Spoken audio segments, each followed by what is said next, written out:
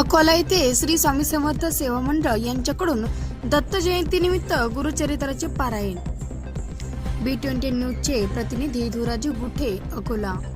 अकोला येथे महिला मंडळ यांनी श्री स्वामी समर्थ सेवा मंडळ यांच्याकडून दत्त जयंतीनिमित्त गुरुचरित्राचे पारायण करण्यात आले। नवनाथाचे गुरु दत्तात्रय आहे। या पारायणामध्ये संपूर्ण काही उल्लेख महिला मंडळ यांनी वाचन करत यावेळेस समजले आहे। सप्ताहभरात भरगच्च धार्मिक कार्याचे आयोजन करण्यात आले होते।